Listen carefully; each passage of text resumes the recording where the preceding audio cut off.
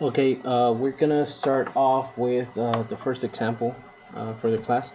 So today we're gonna actually try to complete a pickaxe prototype. We're gonna start creating the actual sketch, and then we might even show you how it gets extruded and how an extrusion works. Okay, so we'll start off with a component. So here I already have my pickaxe file saved. If you do not know how to do that, all you have to do is start off with a new design, go to File, Save, and then make sure that you're in the correct folder or location, and then simply name it, in this case, Pickaxe 1 or something like that. And then once you save it, then you will be in this specific step just like I am. Okay. Now the second thing that I want to make sure everybody's comfortable with is the units. So we'll be working in millimeters for this example. If you have something other than millimeters, all you have to do is change the active units. Make sure you go to millimeters, hit OK, and then we'll be ready to move forward. Okay. So now what we'll do is we'll go ahead and start a sketch. So create a sketch, select one of the three planes, and then before we even continue doing anything else, I'm gonna first create my X and Y axes. Okay, so what I'm doing here is I'm typing L on my keyboard for a line, and I'm also typing X so I can start creating a construction line. So I'm gonna start at the origin, go to the right, escape, type L again, start at the origin, and then go up. Okay, and then here I am right now. What I'm gonna do now is I'm gonna type X again, so I stop the construction, and then what I'm also gonna do is I'm gonna start creating a rectangle. So I'm gonna type R on my keyboard for a rectangle, and then I'm gonna build a rectangle like so. Okay, now what I need to do to this rectangle is, before I continue, I want to make sure that that rectangle has a specific dimension, specific size. So I can look for the sketch dimension tool, or I can just type D in my keyboard for that shortcut. Okay, so D on my keyboard, I'm gonna first give it a dimension down here. That dimension has to be 20. Okay, and then I'm gonna give it a height of 100. Okay, now the other dimension that I need is I need this bottom section of my rectangle to be above the origin by 30 millimeters. Okay, so click that, click the origin, and then type 30. Okay, now as soon as I add that 30 millimeters, notice how this line and this line turn black. Okay, so in the previous video you realized that black means that that line is now defined, right? So that line can no longer move, but on its own, essentially. The only thing that we need, so this line can no longer move up and down, it can only move left or right, and that's because this line and this line are not fully defined.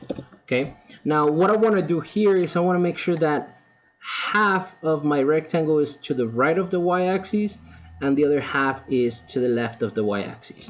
Now one simple way of doing that is we can just do a dimension from that line to my y-axis, and that dimension will have to be 10 because it's half of 20, right? Now before continuing, I want to show you that there's an easier method of adding this in such a way that it becomes automatic. Okay, so if I modify this value from 20 to 30, now this is no longer symmetric, right? So what I'm going to do here is, if I hover over that 30, notice how that's D1, right? So it's dimension 1. Now this one here is dimension 4. So what I'm going to do is I'm going to modify that, and instead of typing in a number, I'm going to type in a function. So I'm going to say D1 divided by 2. So now with this function, it's going to grab whatever D1 is it's going to divide it by 2, and it's going to plug in that number. Okay, so now no matter what happens to this number, might be 20, might be 30, might be 50, whatever it might be, it's now always going to be centered. Okay, so that's sort of what we want. Now in this case, we can see that this whole rectangle is fully defined, fully constrained. It's not going to be able to move anywhere on its own because it's fully defined. Okay, so that's the first step. Now we're going to build another rectangle on top of it. So I'm going to use the pan tool to sort of move up a little bit, and then I'm going to type rectangle, and I'm going to build the rectangle like so. Okay, now first things first, I want to make sure that this line is touching this line. Okay, so there's a couple of ways we can do that. The easiest way is to just use a constraint. So we can use a coincident constraint, or we can use a collinear constraint. So let's try coincident this to this.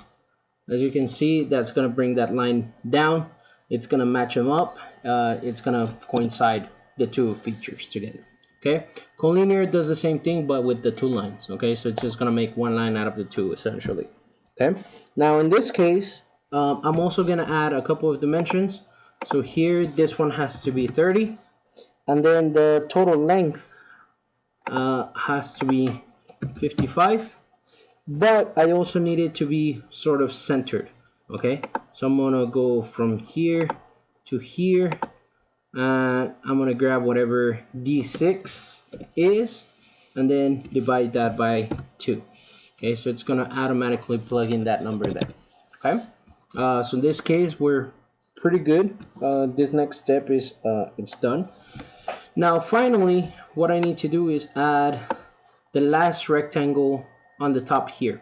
Now previously we created a rectangle and then add the dimensions, right? Now I'm gonna actually do that step. I'm gonna do both steps into one. Okay, so I'm gonna type R, start off the rectangle up here, but before doing that second click, notice how I'm getting these two text boxes where I can actually input the numbers. Okay, so the height in this case, it's right now like at 18.67.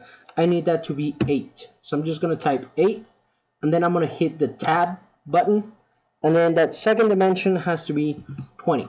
Okay, so this rectangle, this last rectangle is going to be 8 millimeters by 20 millimeters. I'm going to hit enter, and those two dimensions are going to automatically appear with the rectangle. Okay, now all I need to do is again bring this rectangle down so it's touching the previous rectangle and center it. Okay, now previously we used the coincident constraint. Now I'm going to use the collinear. Okay, so I'm going to make this line collinear to this line. Okay, so again, two different methods, they do the same thing. Now notice how this line and this line are still blue. They're blue because this rectangle on the very top can still move left or right. Okay, I just need to make sure it's centered somewhere there. Okay, so what I'm going to do is well, first I'm going to extend my y-axis a little bit higher, and then what I'm going to do is I'm just going to add that last dimension from here to here. I'm going to make sure that that's equal to D8 divided by 2. Okay, and now it's centered again. Okay, so this part we're pretty much done. Now what I'm going to do is I'm going to add the next section, which is going to be a big circle, which is going to make the actual points of my pickaxe. Okay, so what I'm going to do here is I'm just going to zoom out a little bit. Okay, and then what I'm going to do is I'm going to start a circle at the origin, and I'm going to make sure that this circle is exactly 320 millimeters. Okay, so I'm going to type 320, hit enter. Now notice that this circle opened up in such a way that it's automatically black. Okay, the reason for the color of the circle is because this circle has everything it needs to be fully defined, fully constrained. Okay, so I'm going to talk to you in a second about what those things that you need are, and then we'll go over those later on, okay, in detail. So in this case, we have that circle is fully defined, fully constrained. I don't need to do anything else. The last thing I'm going to do is I'm going to start a line out here and end it over here, okay? Now, I'm going to make this line have a little bit of an angle, just so I can show you how to use another constraint, okay? So in this case, we have a line. I'm going to go and select this icon, horizontal vertical constraint, and I'm going to select the line, okay? So what that's going to do is that's going to take that line and it's either going to make it horizontal or vertical, just depending on what it's closer to. So if it's closer to a vertical, it's going to make it vertical. If it's closer to a horizontal, it's going to make it horizontal, okay? Now that's what we need, and the only other thing we're missing is the height of this line, okay? So I'm going to add another dimension from this line to this bottom line, and I'm going to make that dimension 10, okay? Now notice how the entire line went black, okay? So that means that the line is fully defined, fully constrained. It's not going to go anywhere. It's not going to do anything crazy on me. So we're good, okay?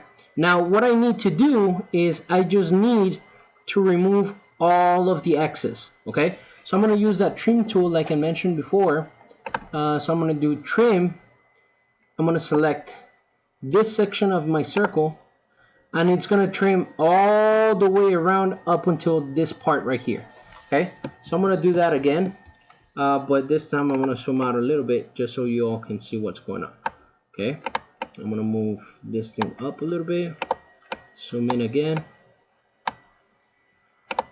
and then we can really see what's happening, okay? So what's going to happen here is I'm going to trim, so T on my keyboard or select the scissors, and I'm going to trim all of this bottom section, okay? So it starts here up until this intersection and goes all the way around until the next intersection, which happens here, okay? And then I'm going to trim away the excess of the outside lines as well, okay? And then if I zoom in a little bit more, notice how we also have a little bit of excess in here, right? So what I'm going to do is I'm going to also trim away some of those pieces. So trim away that and trim away that. Now, I did that on purpose because as you can see, now this section turned blue again, okay, instead of remaining black. The reason for that is you have to be aware that sometimes when you remove specific sections of a line or curve or circle or whatever it might be, you might be removing some of the constraints that are related to that specific section you just removed, okay? So in this case, I'm gonna make sure that I don't remove that. So I'm just gonna do a Control Z, and then that's gonna remain. That's gonna keep those constraints intact. So that's the way I'm gonna make it work.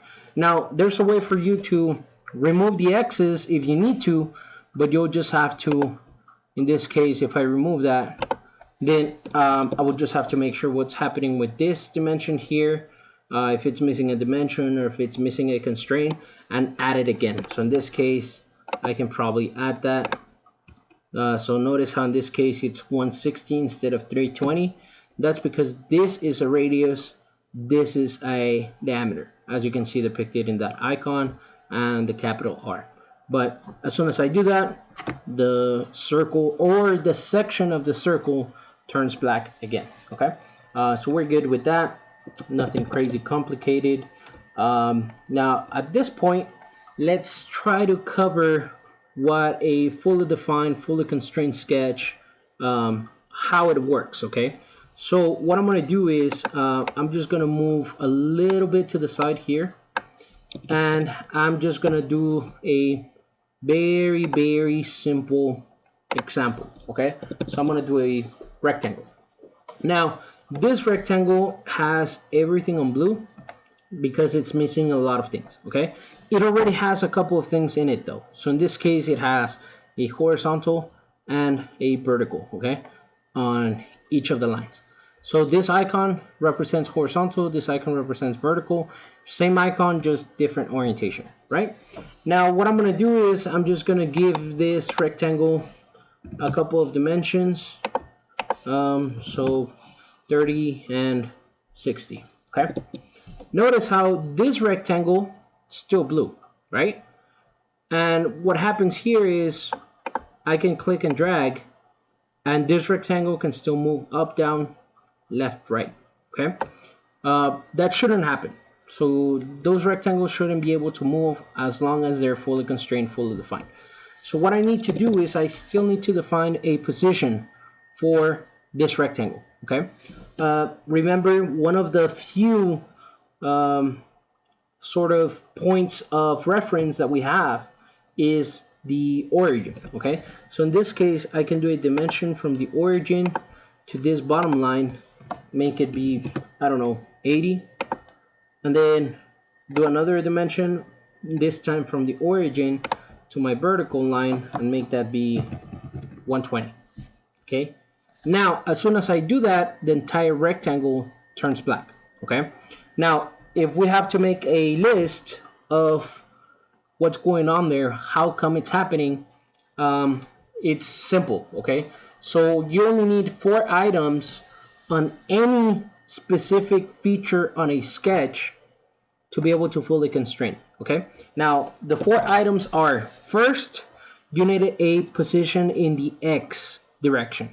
In this case, this 120 millimeters is giving me that X position, okay? So this is limiting the location of that shape in my X, and then this 80 is limiting the location of that shape in my Y.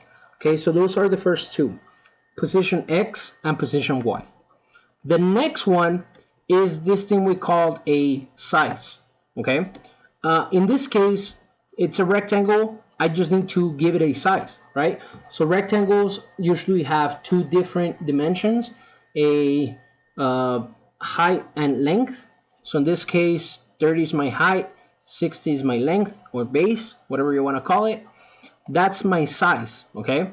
And then finally, the fourth content on the list is orientation or angle, okay? In this case, this rectangle is perfectly flat, okay? So this horizontal and this vertical is giving me that angle. But I could have the same rectangle sort of at a slight angle, if you will.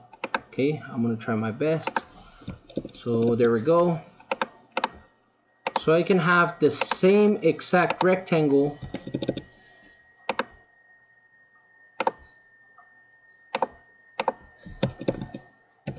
with the same dimensions.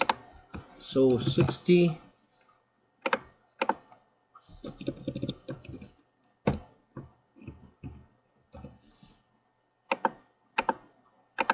and 30. So these 2 rectangles are exactly the same, and I can even give it the same distances if I wanted to. So I can do, I'm just gonna double this 120 to 240, but my Y I'm gonna keep the same. This would be 80. So this point and this point are exactly the same, right?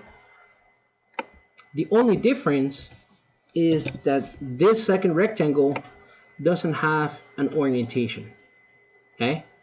I can solve that pretty simple by just doing a horizontal line there, and I would have the exact same result, okay?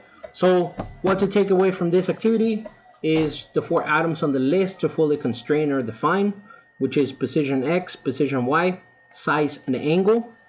And just remember that you can accomplish both things with either dimensions or constraints, okay? Now finally, before I stop the video, I want to show you sort of in preparation on the future how you would be able to create a solid out of this 2D shape, okay? So I'm going to first finish the sketch, and then I'm going to look for this thing called an extrude, okay? The shortcut for an extrusion is typing E on your keyboard. So I'm just going to type E. This menu is going to open up, and the first thing it's going to ask me for is what's the profile that you want to actually use to generate that solid. Okay, in this case, I'm going to select all of these different areas. The start in this case is the profile plane, which is the original plane we used to create this sketch. Direction, just one side. Distance, I'm going to give it a distance of 10 millimeters. Now, as soon as I hit enter, it seems like nothing happened, but if I use the orbit tool and rotate, now I generated a solid into that third dimension. Okay, so again, this is sort of the most basic type of tool that you can use to generate a solid out of a 2D shape. But we're going to sort of carry on with that as we progress in the class. Okay.